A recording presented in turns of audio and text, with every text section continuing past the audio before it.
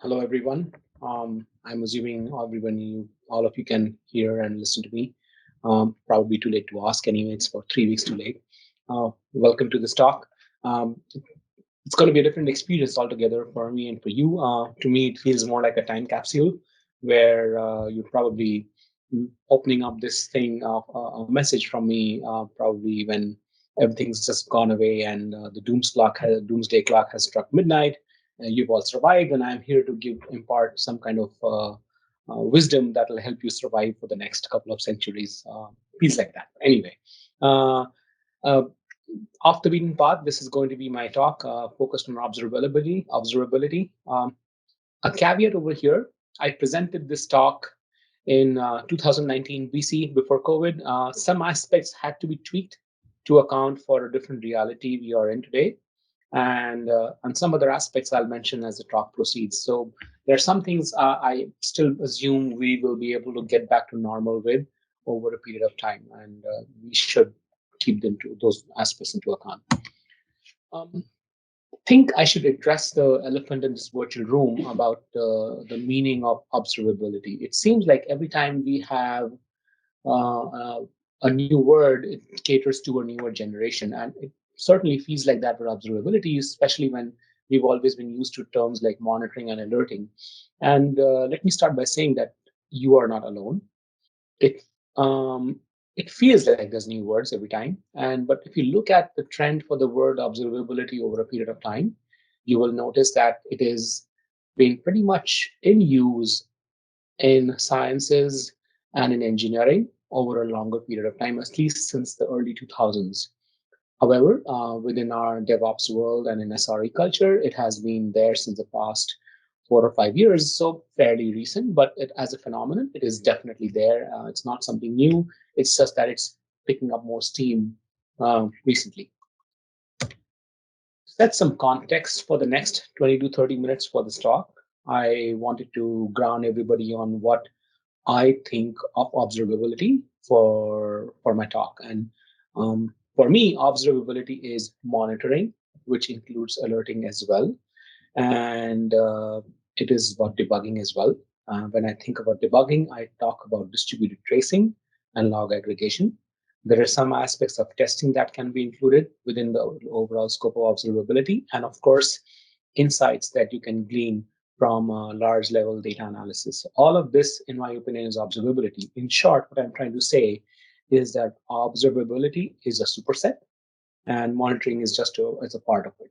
Another way to explain that is, I would say, it's like the Hubble telescope, where you are looking at the Hubble telescope not just to look at the moon or to look at those far off comets or asteroids hurtling towards Earth to destroy it, but also to look at other phenomena in the problem space. And the telescope gathers much more data and looks around, and it's used by scientists all over the world. It captures a whole lot of data that is useful to you, and then you make actionable insights out of it. The first thing I've observed about observability is how it's measured. There's a frame of reference that you've always typically had. Let me turn on my page pointer. Okay. So typically what you see is the observer looks at the customer through the lens of the application stack. And I think it's a good thing overall. We've always used that system altogether. Our metrics are a reflection of what our users are doing. And it works out fine. And you might say, our job as engineers is not to look beyond, but I think that's where we sort of miss the message a little bit. The lens through which we do it is always here, and I feel that that sometimes hides the truth or distances ourselves from the real people who we are for or who we are trying to solve problems for. And SREs love to say, that we typically treat servers not as pets but as cattle, but unfortunately that extends to uh, treating our customers like fodder sometimes, and my goal is to not to do that. Um, my proposal over here is that the observability focus needs a shift. I'm not saying we should not focus over here. All I'm asking is that we should start focusing a little bit more on the customer as well. And that way we are able to change our mindsets a little bit. In order to drive that message further, I have this particular way of looking at it. And over here on the right, extreme right, this is us. On the left, there's a customer, and of course, there's a distance between both of us. And on the extreme right is how we are managing our systems typically. And this is basically our comfort zone. And our comfort zone are metrics. And our metrics are really the numbers that we generate through inferences through our systems.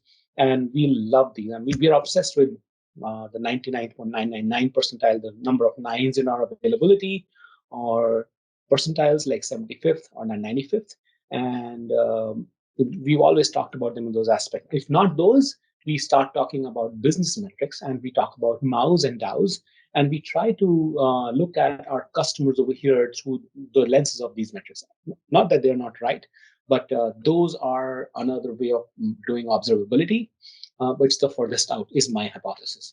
And to give you an example of what typical metrics look like is you can look at availability. Availability is typically seen as total number of requests that you served, subtract the failures, and divide it by the number of total requests that you served. T minus F upon T is typically what you look at. And generally speaking, all services who try to measure availability properly at least deduct the 500 errors from the system and are able to present that number and say this is what they're doing. But they're really focusing over here, the typical metrics-based focus. What people don't realize is that there's many more people who tried to connect or use your service, but you were never aware of. You might say that you are, but this is where the survivorship bias tends to creep in. And that is, you assume that everybody who's over here in this inverted iceberg is what your basically total space is. And my argument is that that is not the case. Customers who could connect and use is number one. And then there's obviously people who probably are the customers with fast internet. And what I mean by that is we are excluding people who do not have the bandwidth available to access your product or service. And we assume that a certain speed is necessary. And going beyond that, we don't even know what our total addressable market is. That is the theoretical number of people available to possibly access your services. And typically, this is more of a marketing term, but in my opinion, engineers should really be aware of what the total addressable market is. And the reason it becomes important is it allows you to understand that a metric by itself does not define what you're really looking at, or does not define your customers. One of the ways that we learned about this aspect is through a system or a tool called network error logging. Network error logging is a W3C draft specification. The link is below over here. That allows browsers to send side channel telemetry on the availability of your endpoint. The way we think of it is a classic hotline that is different than the phone line. And in the last 2 years of use, we have gained a whole new understanding of issues that our customers face that we simply were not aware of. And this is what exposed our survivorship bias. We thought everybody is able to get to Bing, but that is not the case. There's a lot of problems happen. And you could argue that, well, this is how the internet is. It is unstable, issues keep happening. And yes, that is correct. But if you really want to make sure everybody in the total addressable market is able to get to you, it is our job to ensure that all the mistakes that happen on the internet are not accidental and are somehow avoidable in general. We've found issues where people have made incorrect route changes and have sort of black hole traffic, and of no fault of the customer themselves, but because of the fault that we actually the ISPs actually did. And when that happens, it is our responsibility to get those fixed. So something like network error logging has really helped us understand the inverted pyramid in our context and allowed us to understand that the total addressable market for search, which is theoretically everybody who has an internet connection, is the case and can work towards that ideal goal. The next metric that I want to bring up is performance. Need for speed is always a very important thing for every application owner, and I think everybody over here is very passionate about it as well. Performance is great, but focusing on higher percentiles is not enough. Typically, people start looking at the 75th, 50th, and 75th to say what their typical performance looks like, and then as services get better, we start moving towards higher percentiles. The thing is, higher percentiles are a place where slower networks exist. And when I think of slow networks, there's not a whole lot you can do to improve performance in those areas. The growth opportunities are sort of less from your point of view. Yes, you can make some changes. You can make a different light product to cater over here. But the one thing that we sorely miss is what's happening over here. And we tend to ignore this area altogether. And what we noticed was typically what happens is some pages are faster because they are broken. Not that there are 500 error pages, but it's just that the amount of content in them did not render perfectly. So maybe some images were missing. If that is the case, yes, it is possible that the page rendered fast and that actually rendered at the 6th or 7th percentile, and that you're super happy about. So my message over here is quality issues or gray failures can creep in as fast performance, and you might ignore them, which is why it is important to focus on the overall distribution of your performance and not just one point. When you do that, you're able to focus on all the customers other than the 90th percentile. When you look at the 90th, you're only focusing on 10% of your slowest users.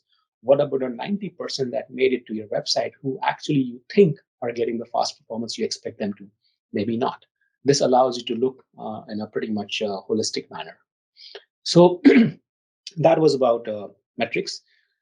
Let's get a bit closer to the user, move a bit left, and we talk about usability. And when I think about usability, it's about how everybody uses your product or service, and is there a way to measure behavior of the interaction that they have with your service? And of course, the most important thing over here is how do you understand whether you are being inclusive in your product itself? Now, typically, in the grand scheme of things, in the olden time, at least when I say olden time, maybe 10, 15 years ago, there was a time when usability studies were a big aspect of software for online services, and our cadence for shipping changes multiple times a day sort of destroyed that completely. And not that it destroyed it, but it actually made some innovations as well. We got experimentation, A/B testing happening at a scale that nobody could have imagined, right? So the thing is, we've done lots of progress, but we maybe have lost some aspects that we want to rebuild on. Experimentation is a great way to understand and test new features, but it's a different way of doing things. And usability, in my opinion, isn't a single number. Usability is more about having interactions and observing interactions from our customers with our product on a real life manner. And like availability and latency, it is a derived and inferred measurement, of course. You're not sitting in front of the user anymore. You're actually trying to understand how does it work, though. The thing is, if you had to debug a usability issue like the one we had over here, which long ago, somebody on Reddit just reported seeing purple ads with Bing. We knew that we were not running any experimentation experiment that was actually rendering purple ads. So we were like, okay, how do we do this? And there was no way we could reproduce the problem, but we did actually. And but what if you could see what your user saw, right? And the way you do that is, this tool captures your interaction with the user, your tools, products interaction, and is able to store that in an anonymized pattern at scale, and is able to give to you what might be happening. So it was able to look and see that yes, there were some purple ads being rendered by on some users. Some ads are present, and that's not the ad background that we wanted them to see. This data is collected by the system called Clarity in a structured format. So you can actually look at how much impact did this have overall. If a single user reports a problem that you cannot reproduce, it is theoretically possible for you to go look at what criteria within Clarity is causing that kind of a problem to happen and narrow down on it and be able to do some analysis that is deeper and is able to find out. In this case, we found out that there was an antivirus that was running on the person's computer, many people's computers actually, and they were injecting ads into our experience. And once we found that out, we figured out what needed to be done and we made a fix for it. This would not have been possible without having some kind of an in-depth analysis or on the usability of the tool itself, because by the time the page left our servers, it was already rendered the way we expected it to. So this brings me to this tool. This is called Clarity.js. It allows us to do session replays. It stores everything in structured data, anonymized, and it allows us to do this kind of stuff at scale. And it also allows us to look at some behavioral analytics part of it. For example, if there are some users who are getting confused on the page where the reactions are by mouse movements or mouse clicks is sort of confused or erratic or even angry, we can actually determine those behaviors through the system and are able to bubble them up as anomalies and start working on them. This kind of methodology might look similar to RUM, especially the right-hand side part of it, but the rest of the stuff that allows us to look at other things in detail is basically RUM on steroids. It is more detailed and much more enhanced and much more actionable from a usability point of view than anything else I've seen. Um, Having talked about usability, I think we need to talk about the more important aspect in this area, which is accessibility. And when I think about accessibility, a lot of thought processes tend to go towards disabilities. And disability has traditionally meant something different. Typically, when you say you want to account for disability, people think about accounting for personal health conditions. Probably true. But today, when you think about disability, it is about mismatched human interactions. And when I say mismatched human interactions, the scope broadens a whole lot. And what the scope becomes is communication, how communication is done with your services, what is speech looking like, what is the coordination, what are the motor skills required. Then comes one of the most important things that most of us don't account for our services is anxiety or depression, endurance and stamina. Does your service or product require a lot of focus that typically most of the people may not have, or some people who don't have it may not be able to use it? And light sensitivity. Other aspects, for example, amount of like seizures that happen for people. So how do you account for those issues?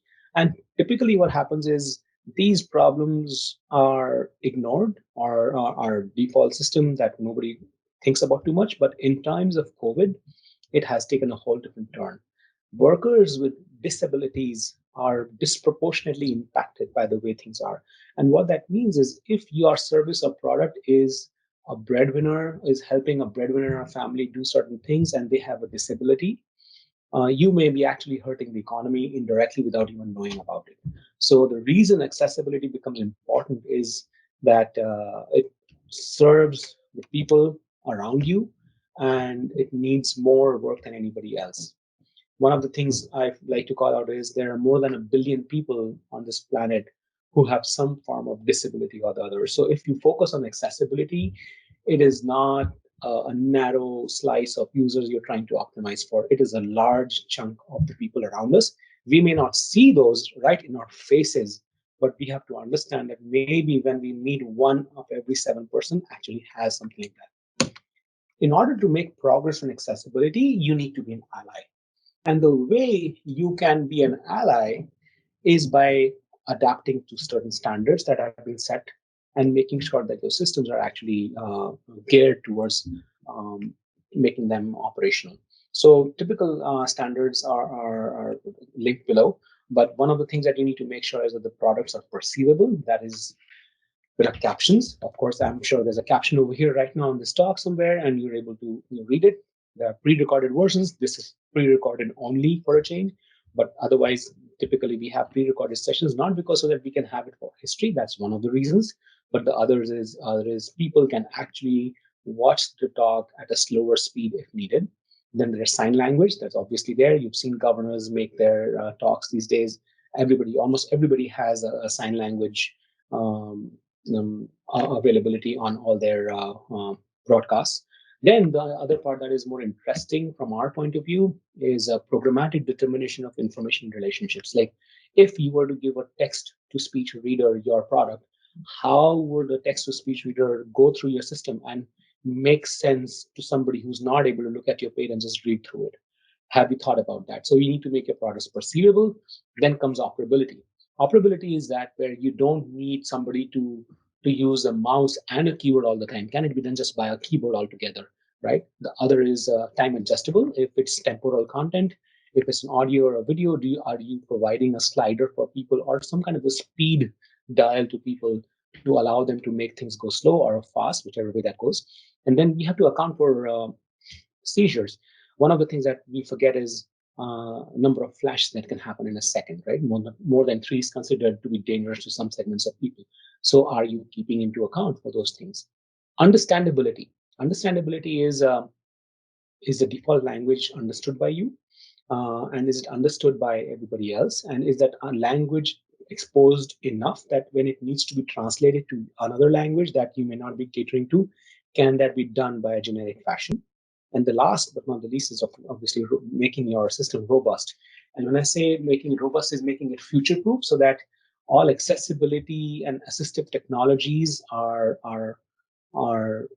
going to be plugged in, and your system allows those technologies to enhance your experience altogether. So you might ask, why am I talking about accessibility over here? And I think it's a fair point to make. And as developers and SREs, you have to ask yourselves a few questions. The number one thing is, do you keep accessibility in mind while writing a spec? I don't think that is the case all the time, but some good products do. And this is very important. And the reason this is important is because as an engineer on SRE, your ability to influence the build workflow to have an accessibility, compliance, and testing plugin does exist. Can you make up an influence, or can you make life better for accessibility reasons? Yes, you can. The other thing that you can look at is, do accessibility bugs ever see light of day? And most of the times we always prioritize for feature asks or for other things that may not align directly. We should always have some barrier and some space for accessibility bug fixes in every feature release. And are there any forums available within your company where you can actually discuss about these topics? And this becomes important because this is something fairly new to typical engineers. What we need to do is make sure that this is something that is open and can be talked about, and that there are people who are paying attention to it so that when you have a question, you can get an answer and make the right changes on your product. So that is all about usability and accessibility. Let's talk about customer feedback, which will bring us another step closer to the users. And you know, when you look at when you doctor, when you go to a doctor, the doctor first, before even sometimes talking to you, they might just look at the blood report and then say that do things, and then they look at your movements, and then they basically start asking you, what are you feeling? Imagine an experience with a doctor where they don't ask you how do you feel. Sometimes it's important to express yourself and to be empathetic as a service giver, to understand and empathize with the customer that you have in front of you. That is the main reason some of the doctors try to talk to you as well. And it makes makes the interaction more human than anything else. And one of the things I've felt about feedback is that the quality of feedback depends on how you ask. By that, what I mean is, I'll give you three examples, three or four. The first is going to be this way. This is the ugly form of asking for feedback, in my opinion. This is my personal example that I had from a few months ago. Basically, the person said, give me some feedback, I really need it. And I was anchored to a number 10. Basically, if you could give me a 10, it would be really help me out. And then the person also ensured that I knew that my feedback is tightly coupled with his livelihood. So there was no way I could give a lower rating and not feel guilty, even if the service was not that good. So this is obviously not something that we all do over here, but I just wanted to put it here for the sake of completeness, because this actually does happen in certain industries. Feedback is not what this is, right? This is gaming the system. Then there's something that we actually do sometimes, and that is stars. We love stars. And how do you feel on a scale of 1 to 5 is typically how we think about things. And my general statement these days, mantra, is, feedback is not the amount of heat that you want to order on chicken tikka masala on Uber Eats. Is you don't say like it's 4 out of 5. That's not how you ask for feedback. How can you ask for somebody to quantify their feelings? I think the way it should be done is you should ask what the feelings are, and then have a system to quantify those into an aggregate system, but don't just distill it, ask the user to distill it into a number. And what that does, so, okay, it's good you do that, but you should also have an ability for them to describe and use their words to describe what they're feeling like. That's super important. So keeping that in mind, this is where things start getting better. And the way it can get better is when you actually have feedback that is context aware, structured, so that you can mine it at scale and then look at it and determine what really was a feature that the customer did not like. We call this asking for feedback in the moment of time. And the reason this becomes very useful is we can look at patterns and trend over a period of time. And because it is context aware, we can correlate it, changes going on or experiments happening, and that can give us a lot more actionable feedback that we can take forward to our engineers. The best of the lot, though, is of course the buzzword machine learning, where you could take an actual statement from the user, a real statement from the user, and label it, whether it was a positive or a negative sentiment, and even score it as well. And what happens over here is that when you make such a system possible, it allows you to bring the best of both the worlds. You can ask users to give certain ratings as well, and you can ask them to provide you feedback in an open-ended box, so that allows them to express themselves. And when you do that, not everybody will do it, but people who want to really talk about it will get an opportunity to do so, and you actually make the feedback actionable as well. This is a very simple system. If you wanted to try something out, the Stanford Code NLP library is super good.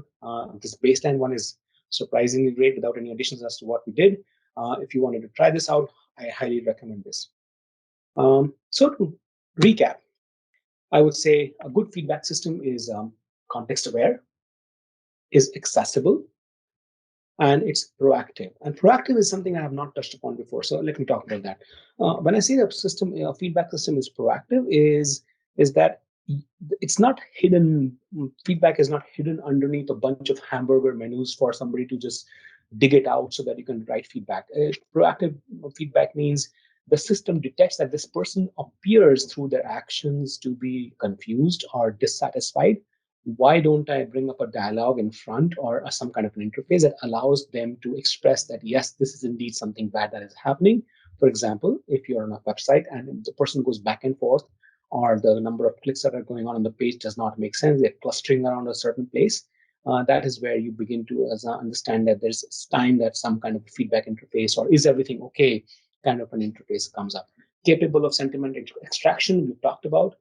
And the last and absolutely the most important part is making feedback actionable. You can collect troves of data like nobody's business. And if you do not have top-down support to actually work on feedback, collect it, and actually make it actionable by engineers and have them fixed on their product, none of this is going to work. So obviously, you need to make sure that you are bought into the fact that feedback is actually a critical part and not just lip service.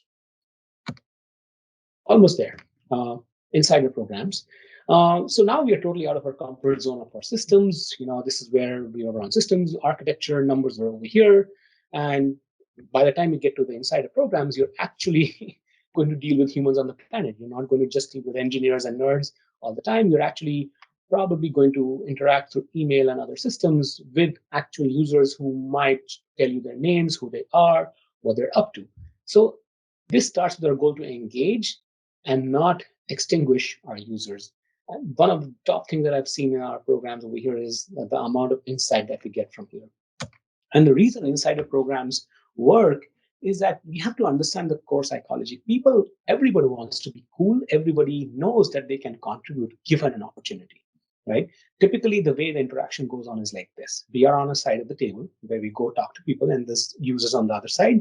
We think we understand the product more better than anybody else. We make the shots, we call the shots, we decide what needs to be done, and users are there to do their job.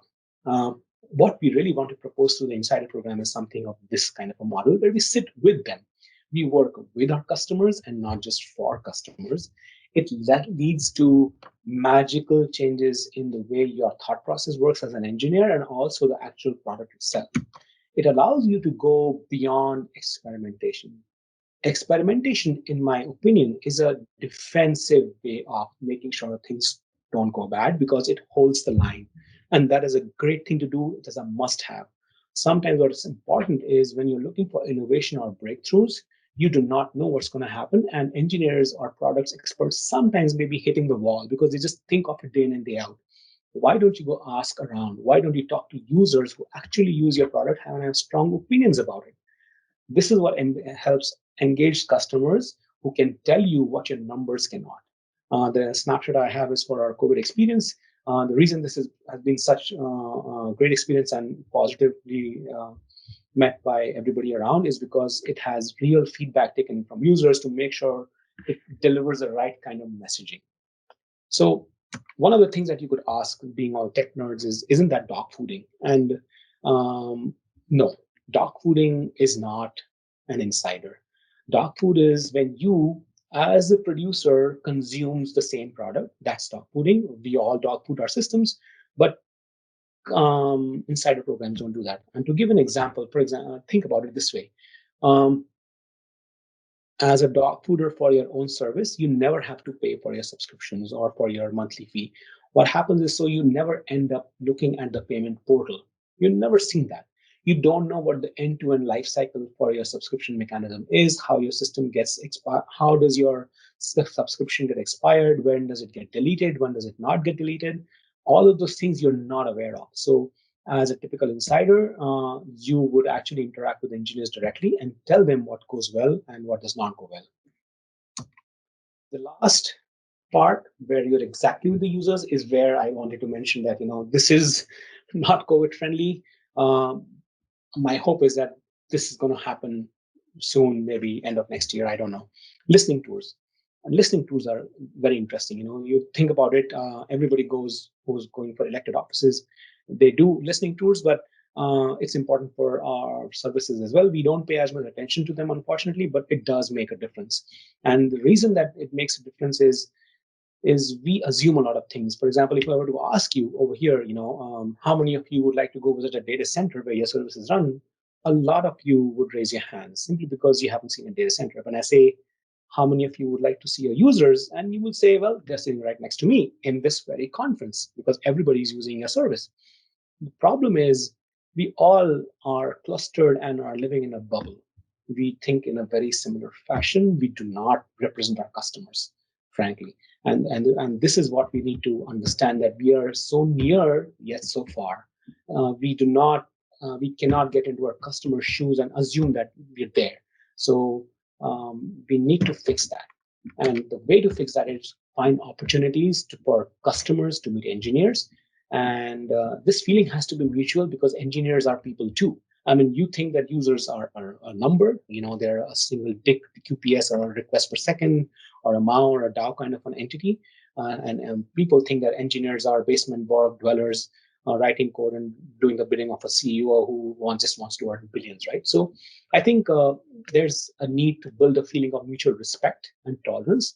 And when you meet a person face to face who actually uses your product regularly, it brings you that perspective. And believe me, when you engage with your customers and you hear negative feedback, probably for something that you personally wrote code for, like parents would say, you build character, you build tolerance, and you know how much that is sorely needed over here.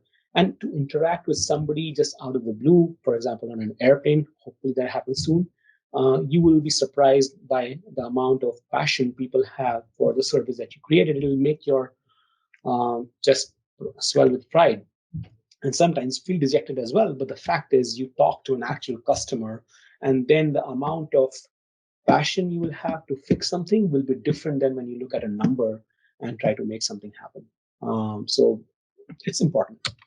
How does it help engineering and in general? And the reason this is important is you realize that the numbers on the other side are not just bots or just data points. They are human beings. You understand what they are, and you get to talk to product fans. This is critical. Some users are there because they just need your system, and some users are passionate about your service. They can dream about your service without even being on a part of the team, right? How do you connect with people like that? Because they are willing to tell you what works and what does not and what might work. how do you bridge that gap? And the gap can only be bridged by you. Yes, you could have somebody else represent you and go talk to them, but sometimes it's important for the person who develops it with their own hands to go talk to a person on the other side and understand what really works and what does not. Because when the message percolates across different people and 5 different departments, by the time the notes get to you, the message might have just gone away. It's important. The other is understanding diversity of location and people. We are in a bubble, like I said before. We don't understand diversity. We think everybody looks like us from a user point of view. We do not know what their lifestyle is. We do not know how they use our services. We assume we do. We have not seen it. I think the face-to-face feedback you hear from folks is second to none. And the fact that you see them use your service in the surroundings that they live in is second to none. You have to understand that context, and then you will be a better engineer and you'll be able to produce something that you really feel proud about. Finishing notes. Basically, why is this talk for this audience? And the reason I feel this is applicable to me and to you and to everybody else listening over here is because we all run our telemetry platforms. Telemetry is our eyes and ears that we all know. And we have the ability to influence what goes on behind our systems. Our telemetry platforms can be more inclusive, can be more representative of what the total addressable market is, not just the customers who are making it, but the total addressable market as well. And obviously, you are the first line of help. Every single time something goes wrong, you are the one who gets called. You are the one who's looking out to find out what's up, what's not, what to fix, and what not to fix. Those are the people who really can be the most appropriate customer advocate. And finally, one of the secret sauces that SREs have is you have a very good understanding of the ground reality of systems and the 30,000 feet point of view as well. And when you think about it, having that ability to zoom in and zoom out gives you the power to understand and empathize with this user like nobody else. In the end, I am not offering you an 8-fold path like Buddha did. I'm just giving you 5 steps on a collective path, which is basically everybody's right over here. People do that. People do this as well. App metrics, product accessibility. A lot of people work on that. Feedback, insider programs, and listening tours. I think if you focus on all these aspects in some varying ability of stress, you can actually make a measurable impact, positive impact, not just for your product and revenue, but for your users' well-being as well. That is all I have. I hope this talk went out fine. You were able to hear me, you were able to see me, and this was not a waste of your time. Hopefully you had a dial there if I was talking too slowly and you were able to accelerate my speech and get it done sooner if you wanted to. Thank you so much for your time. If you have any questions, I will take that right after this talk. Thank you.